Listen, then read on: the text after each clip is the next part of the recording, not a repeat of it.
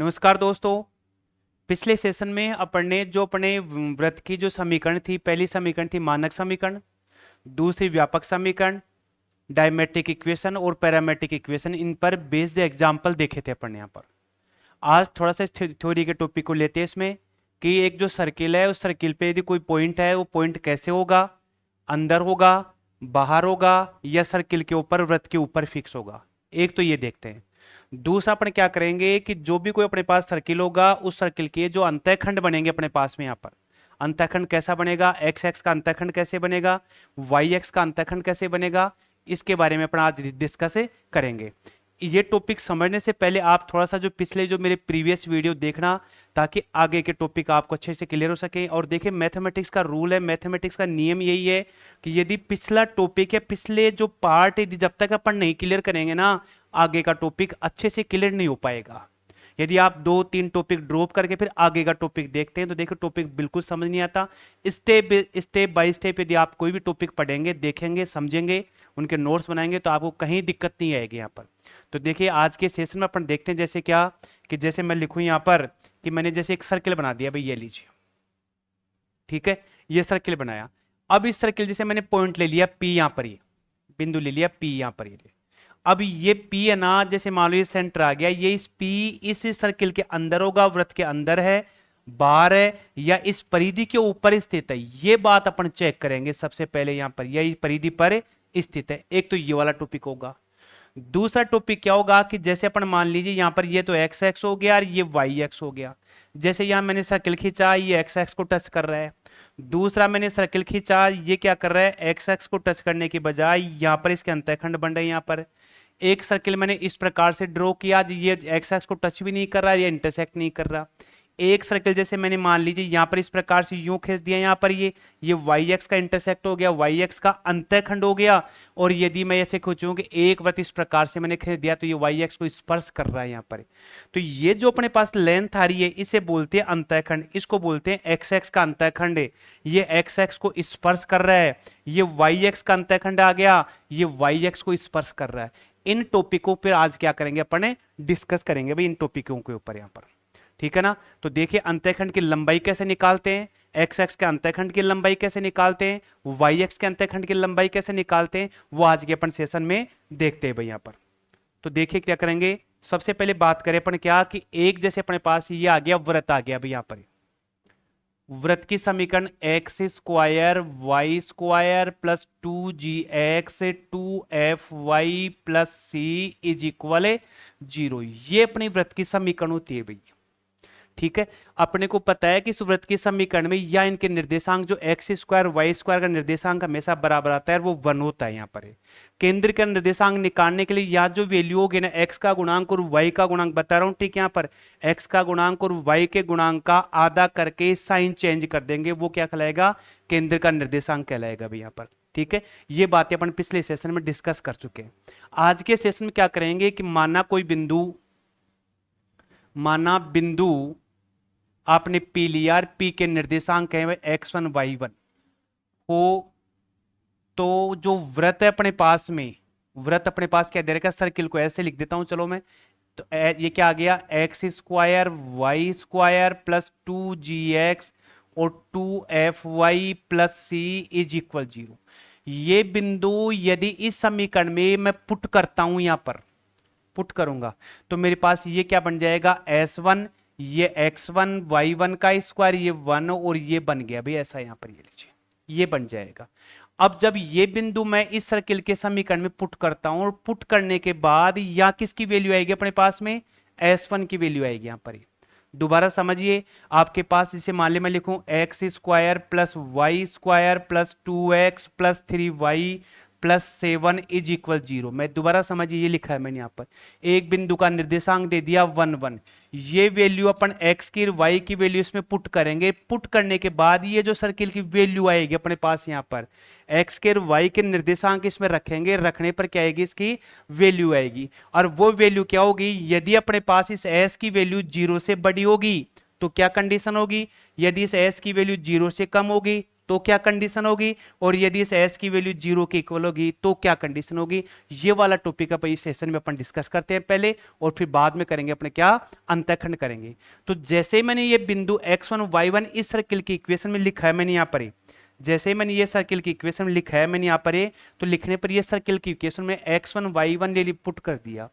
अब यहां लिखेंगे कि यदि S1 ग्रेटर देन 0 हो तो, यदि S1 ग्रेटर देन 0 यानी S1 की वैल्यू 0 से बड़ी आती है, तो ये जो बिंदु है ना, ये वाला बिंदु जो अपना सर्किल बना रहे हैं अपन यहां पर, ये वाला बिंदु क्या होगा, इस सर्किल के बाहर स्थित होगा। हो तो बिंदु P वृत्त के बाहर स्थित होगा, बाहर स्थित होगा। ये लीजिए, यदि ये वाली कंडीशन आती है, इनके क्वेश्चंस देखेंगे अपन यहां पर।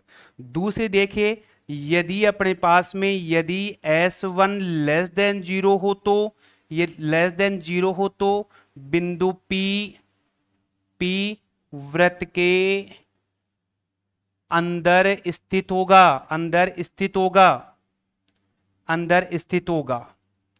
और तीसरे वाला बिंदु क्या होगा, यदि जो S1 है उसकी वैल्यू 0 के इक्वल आ जाए हो तो क्या लिखेंगे, बिंदु P वृत्त की परिधि पर,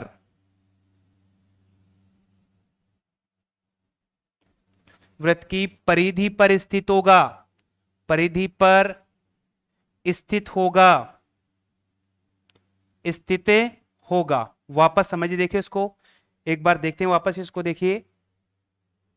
यानी अपन ने क्या किया, एक सर्कल खींच दिया भाई ऐसा,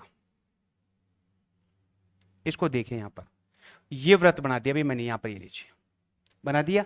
इस वृत्त की समीकरण है मेरे पास x square y square 4x, यहां ले लिया 6y प्लस 1 इज इक्वल 0, ये ले लिया भाई आपने। अब सवाल उठता है क्या कि मैंने एक बिंदु लिया P का निर्देशांक 1 और -1 है। ये पूछता है कि ये बिंदु P है ना, इस वृत्त के अंदर है या अंदर है, या वृत्त के बाहर है, और या इस वृत्त की परिधि पर स्थित है, ये चेक करना है। क्वेश्चन आ गया आपके एग्जाम में कि एक सर्किल की, एक वृत्त की इक्वेशन दे रखी है, इस बिंदु P की स्थिति ज्ञात करो। वृत्त के ऊपर होगा on the circle, in the circle, in circle, और या आउट सर्किल, कुछ ही बोल सकते हो। तो जब ये निर्देशांक मैं इनकी जगह पुट करूंगा, x की जगह x और y की जगह -1 पुट करूंगा, ये जो सर्किल है, इस सर्किल का जो यहां से आंसर आएगा, वो आंसर की वैल्यू यदि 0 से बड़ी आती है तो मैं बोलूंगा ये पॉइंट P है ना, इस सर्किल के बाहर स्थित होगा। क्लियर हो गया। और यदि ये वैल्यू पुट करने पर इसकी वैल्यू 0 से कम आती है तो मैं बोलूंगा ये पॉइंट क्या होगा, इस वृत्त के अंदर स्थित होगा। और यदि मैं ये वैल्यू इसमें पुट करूं कि s की वैल्यू 0 के इक्वल आ गई, s की वैल्यू 0 के इक्वल आ गई, तो मैं बोलूंगा ये पॉइंट है ना, इस परिधि के ऊपर कहीं स्थित है। ये वाली बात यहां क्लियर हो रही है। तो क्या लिखा है कि आपके पास एक सर्किल की समीकरण है, इक्वेशन है। इस इक्वेशन में यदि ये बिंदु P के निर्देशांक में पुट करूंगा, पुट करने पर ये वैल्यू आती है, कंडीशन यहां पर, तो बिंदु P क्या होगा, वृत्त के बाहर स्थित होगा भाई यहां पर, ठीक है। और यदि ये वैल्यू पुट करने पर इसकी वैल्यू s, ये वाली वैल्यू, तो बिंदु P क्या होगा, वृत्त के अंदर स्थित होगा भाई यहां पर, ये लीजिए बिंदु P क्या होगा, वृत्त के अंदर स्थित होगा। और ये वैल्यू इसमें पुट करने पर यदि बिंदु P है ना, परिधि इस ये भी इसकी इक्वल 0 के इक्वल आता है, तो बिंदु P क्या होगा, वृत्त की परिधि पर, सर्कल की परिधि पर स्थित होगा भाई यहां पर। क्लियर हो गया। तो आपको ये तीन कंडीशन ध्यान रखनी है, ये वाली, एक ये कंडीशन और एक ये कंडीशन, तीनों ही कंडीशन ध्यान रखनी है। कई बार क्वेश्चन पूछता है एग्जाम में कि कोई ये जो पॉइंट है, ये पॉइंट है ना, वृत्त के अंदर है, बाहर है, या वृत्त की परिधि पर स्थित है, कौन सी कंडीशन में स्थित है, ये आपको चेक करना है भाई यहाँ पर। क्वेश्चन में इसकी वैल्यू पुट कर दो, और पुट करने पर यदि इस प्रकार से आता है तो बोल देंगे अंदर होगा, बाहर होगा, या परिधि पर स्थित होगा भाई यहाँ पर। क्लियर हो गया। तो देखिए इसके आगे देखते अपने क्या, अब देखे क्या, वृत्त के अंतःखंड ज्ञात करना। अंतःखंड, अंतःखंड होते क्या है पहले तो ये समझना भाई। जैसे मैं करूं क्या कि एक सर्किल मैंने यू बना दिया भाई, ये लीजिए, ये लीजिए यू बना दिया भाई, ये लीजिए ऐसे बन गया। दूसरा सर्किल मैंने क्या किया, इस प्रकार से इसको टच करता हुआ बना दिया मैंने यहां पर ही। तीसरा सर्किल क्या किया मैंने, ऐसे बना दिया भाई यहां पर, ये लीजिए, अभी मैं फर्स्ट क्वाड्रेंट की बात कर रहा हूं। एक सर्किल मैंने क्या किया, यहां यूं बना दिया मैंने यहां पर, ये लीजिए। एक सर्किल मैंने क्या किया, ऐसे टच करता हुआ बना दिया मैंने, और एक मैंने बना दिया इस प्रकार से यू बना दिया भाई यहां पर। ये यदि कोई सर्किल एक्स एक्स अपने पास में, ये एक्स एक्स है, ये क्या आ रहा है, वाई एक्स आ रहा है। एक्स एक्स पे यहां पर ये जो लेंथ है ना, इसे बोलते हैं एक्स एक्स का अंतःखंड बोलते हैं यहां पर। ये यहां एक्स एक्स के अंतःखंड, रियल पार्ट एक्स एक्स को दो अलग अलग बिंदुओं पे काट रहा है भाई यहां पर। ये एक्स एक्स को एक बिंदु पे स्पर्श कर रहा है भाई यहां पर। ये एक्स एक्स को कहीं टच नहीं कर रहा है यहां पर, ये वाली वैल्यू। ऐसे अपन क्या करेंगे, ये वाई एक्स हो गया, वाई एक्स को दो अलग अलग बिंदुओं पर क्या कर रहा है, इंटरसेक्ट कर रहा है। ये वाई एक्स को क्या केवल एक जगह स्पर्श कर रहा है, ये वाई एक्स को स्पर्श नहीं करता है। तो यहां पर ये जो पार्ट है, इस पार्ट को बोलते हैं क्या, अंतःखंड को बोलते हैं यहां पर। एग्जाम में क्वेश्चन पूछता कैसे है कि ये इस अंतःखंड काट रहा है ना, इस अंतःखंड की लंबाई बता दीजिए। ठीक है, यदि अंतःखंड ये जो ये सर्किल इसको टच करता है, उस केस में इसके अंतःखंड की लंबाई कितनी होगी। यदि ये टच नहीं करता है तो इसके अंतःखंड की लंबाई कितनी होगी। यदि वाई एक्स की बात करें तो इस अंतःखंड की लंबाई कितनी होगी। ऐसा केस आ रहा है तो इस अंतःखंड की लंबाई कैसी होगी, ऐसा केस आ रहा है तो अंतःखंड की लंबाई कैसे ज्ञात करते हैं, ये कहलाएगा किसी में intercept made by the circle, यानी एक वृत्त के अंतःखंड कैसे बनते हैं, कैसे इसकी पोजीशन आती है, ये टॉपिक देखते हैं। देखें यहां पर, तो देखिए इसके लिए लिखें क्या, वृत्त के अंतःखंड, यहां पर वृत्त के अंतःखंड यहां पर ये लीजिए। ठीक है, सबसे पहले बात करेंगे अपने किसके, एक्स एक्स का अंतःखंड। वृत्त के एक्स एक्स का अंतःखंड यहां पर ये लीजिए, एक्स एक्स का अंतःखंड। यहां पर वृत्त की समीकरण क्या होती है भाई अपने पास, समीकरण लिखते हैं x square y square plus 2gx 2fy plus c बराबर 0। ये मेरी वृत्त की समीकरण होती है भाई। ठीक है, ये वृत्त की समीकरण है। त्रिज्या ज्ञात करने का फॉर्मूला क्या होता है, त्रिज्या ज्ञात करने का होता है जी स्क्वायर एफ स्क्वायर माइनस सी। केंद्र का निर्देशांक जिसको सेंटर बोलते हैं, इसका निर्देशांक होता है माइनस जी और माइनस एफ होता है यहां पर। क्लियर हो गया। अब मैं बोलूं एक्स एक्स के अंतःखंड की बात करते, एक्स एक्स का अंतःखंड की बात करें तो देखिए एक सर्किल अपन यहां बनाते हैं भाई, देखिए इधर, जैसे मैंने एक सर्किल यूं खींच दिया भाई, ये लीजिए, थोड़ा सा इसको ठीक करो भाई।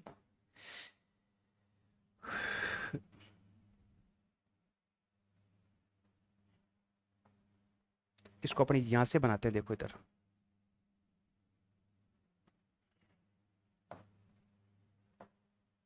देखिए भैया, ये अपना क्या आ गया, इसको मैं यूं बोलूं कि ये तो मेरा एक्स एक्स बन गया, और ये मेरा बन गया क्या, वाई एक्स बन गया भाई, वाई एक्स आ गया यहां पर, बन गया।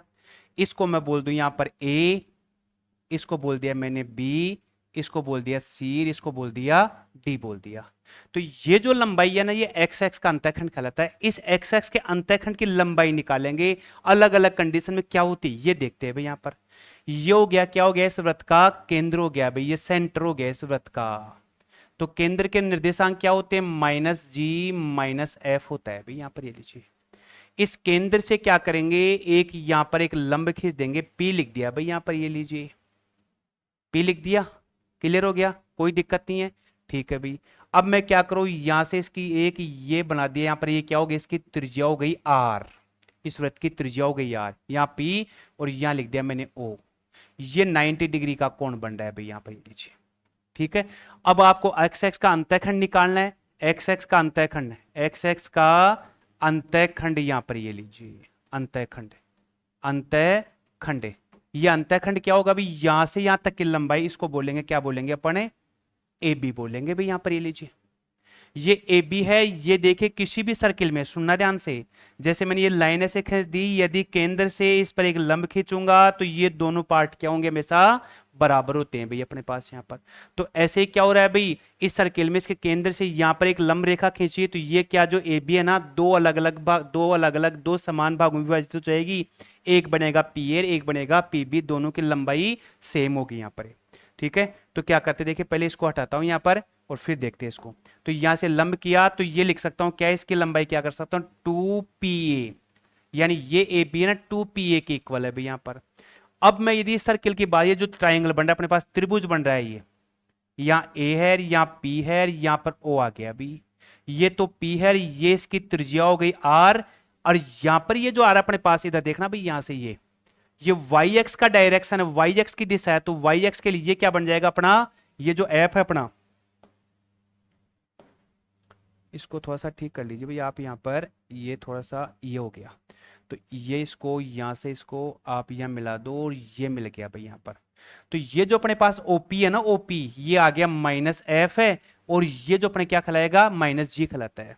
तो ये तो आ गया अपने माइनस एफ, ये अपने को निकालने, तो पाइथागोरस प्रमेय क्या होगी, मैं लिखूंगा पी ए स्क्वायर बराबर है, या लिखूंगा ओ ए स्क्वायर माइनस ओपी स्क्वायर, और यदि पी ए निकालूंगा तो क्या करूंगा, इसका रूट कर दूंगा यहां पर।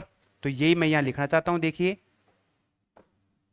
इसको हटा दीजिए बाब यहां पर, तो अपने पास क्या बन गया अभी, ये यहां लिख दिया आपने कितना, टू रूट, मैं लिखूंगा क्या यहां पर, ओ ए का स्क्वायर माइनस ओपी का स्क्वायर यहां पर, और ये जो ओपी है ना, इसकी लंबाई कितनी है, माइनस एफ है, और ओ ए क्या है, ये वृत्त की त्रिज्या है भाई यहां पर, ये लीजिए क्लियर हो गया।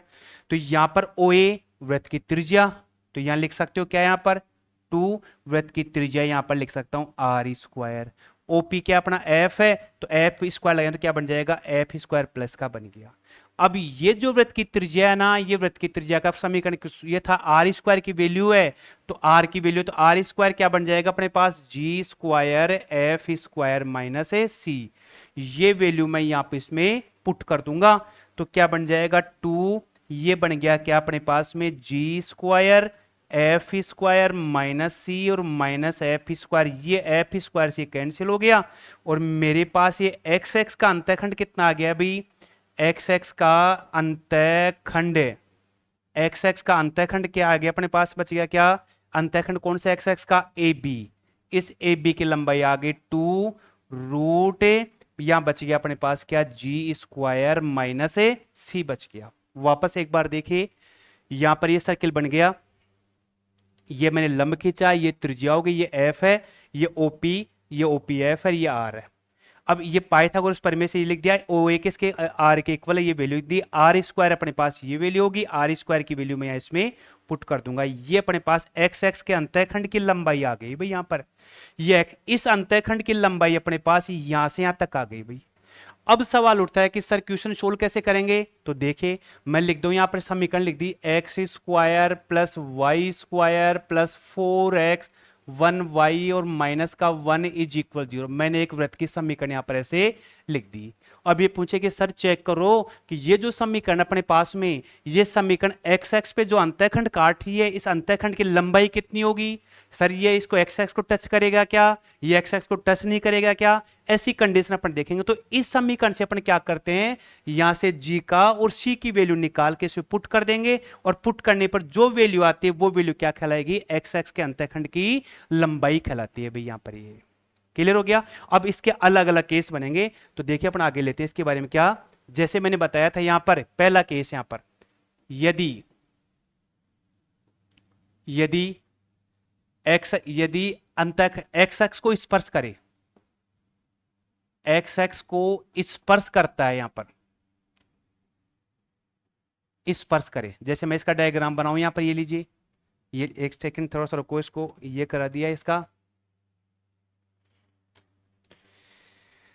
सेफ,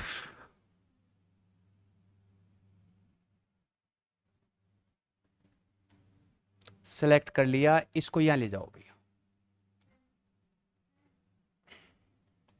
ये लीजिए। अब ये जैसे इस एक्स एक्स को स्पर्श कर रहा है भाई यहां पर, ये लीजिए, यदि एक्स एक्स को स्पर्श करे, और अपने पास अंतःखंड की लंबाई का फॉर्मूला क्या आया था, ए बी बराबर 2 जी स्क्वायर माइनस सी, यहां पर ये हो गया। अब जब एक्स एक्स को स्पर्श करता है ना, उस समय इसका केस क्या बनेगा, मैं लिखूंगा क्या, two root g square minus c is equal 0, या जी स्क्वायर माइनस सी बराबर 0, या जी स्क्वायर बराबर सी। ये केस बनेगा जब ये वृत्त अपने पास इस एक्स एक्स को स्पर्श करेगा, तो ये वाली पोजीशन बनेगी अपने पास यहां पर, ठीक है। जब एक्स एक्स को दो बिंदुओं पर प्रतिच्छेद करे, जब ये बिंदु, ये ना अपने पास लिखा है यहाँ पर, एक बार समझिए वापस इस चीज को। मैं ये बोल रहा हूं कि यहाँ पर ये जो अपने पिछले देखा है, यहाँ पर देखिए इसको, कि ये जो अपने पास अंतःखंड की लंबाई आई है, ये अंतःखंड की लंबाई तो पूरी यहां से लेकर के यहां तक की लंबाई है। ठीक है, अब इसका केस क्या बन गया कि यदि ये एक्स एक्स को ही टच करे, इसको टच करती है, तो यदि ये एक्स एक्स को स्पर्श ही करता है तो अपने पास ये स्पर्श करता है, तो इसकी लेंथ क्या हो जाएगी, 0 हो जाएगी। वापस देखिए, यहां पर ये लेंथ है, तो ये लेंथ क्या हो गई अपनी, 0। 0 मीन्स यहां पर इसको क्या करेंगे अपने, 0 के इक्वल करके, यहां पर ये कंडीशन बन गई अपने पास क्या, कि जी स्क्वायर है भी, यहां पर लिखने मिस्टेक मत करना, जी स्क्वायर इज इक्वल सी, यहां पर ये लीजिए, ये इसकी कंडीशन बन गई यहां पर, यदि एक्स एक्स को स्पर्श करती है। दूसरा केस क्या बनेगा, दूसरे वाला, यदि वृत्त एक्स एक्स को दो बिंदुओं पर प्रतिच्छेद करे, दो बिंदुओं पर प्रतिच्छेदित करे, प्रतिच्छेद करे तो, दो बिंदुओं पे प्रतिच्छेद करे तो, देखिए इसका भी अपन देख लेते हैं भाई। यहां पर जैसे मैंने लिया, ये सर्किल बन गया भाई मेरा, ये लीजिए। ठीक है, अब जैसे मैं बोलूं कि ये तो मेरा क्या आ गया, एक्स एक्स हो गया, और ये क्या बन गया भाई मेरा, जैसे मैं यहां ड्रॉ कर दिया भाई, ये एक्स एक्स, ये वाई एक्स, ये मेरे क्या बन गए, दो बिंदु बन गए भाई। इन दो बिंदुओं पे प्रतिच्छेद करेगा, उस केस में इसकी वैल्यू क्या आएगी, 0 से बड़ी होगी इसकी लंबाई, तो वहां क्या लिखेंगे, जी2 root g square minus c is greater than 0, या मैं लिखूंगा g square minus c greater than 0, या जी स्क्वायर किससे बड़ा होगा, सी से बड़ा होगा भी यहां पर, ये वाला। जब कौन से केस में, जब दो अलग अलग बिंदुओं पर इसको स्पर्श करती है यहां पर। तीसरा केस क्या रह गया अपने पास यहां पर, तीसरा केस देखिए समझना है इसको यहां पर। तीसरा केस यहां पर, जब एक्स एक्स को स्पर्श नहीं करे, जब वृत्त एक्स एक्स को स्पर्श नहीं करता हो तो क्या बनेगा, वो देख लीजिए अभी यहां पर। ये देखिए, दो स्पर्श नहीं करे तो, यहां से ये बना दिया भाई मैंने, ये लीजिए। अब मैं बात करूं तो मेरा ये क्या आ गया, एक सेकेंड, तो ये लीजिए, ये देखिए इसका थोड़ा सा यहां करो भाई इसको, ये एक्स एक्स को स्पर्श नहीं कर रहा है भाई यहां पर, ये लीजिए, ये लीजिए वाई एक्स आ गया। अब जब ये एक्स एक्स को स्पर्श नहीं करता है तो इसकी कंडीशन क्या बनेगी, वन लिखें क्या, 2 रूट जी स्क्वायर माइनस सी लेस देन 0, लेस देन 0, या लिखूंगा जी स्क्वायर माइनस सी लेस देन 0, या जी स्क्वायर क्या होगा, सी से कम होगा भाई यहां पर, ये लीजिए। अब समझ लीजिए भाई, इसके तीन शर्त आ गए अपने पास यहां पर। देखिए क्या कह रहा है कि ये अपने पास, देखिए समझो, इसमें एक इक्वेशन लिखता हूं, x square plus y square plus 4x plus 3y minus 1 is equal 0। एक ये वृत्त की समीकरण है भी यहां पर।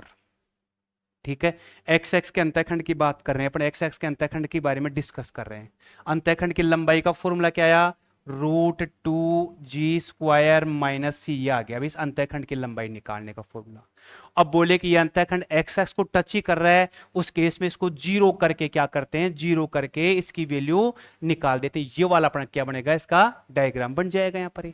जब ये एक्स एक्स को दो अलग अलग बिंदुओं पर काटता है, दो अलग अलग बिंदुओं पे काटता है, उस केस में क्या करते हैं, तो ये लेंथ क्या होगी, 0 से बड़ी होगी, तो बड़ी होगी तो मैं ये वाली शर्त इसमें काम में लेऊंगा। इसको सोल्व करें तो ये बन जाएगा।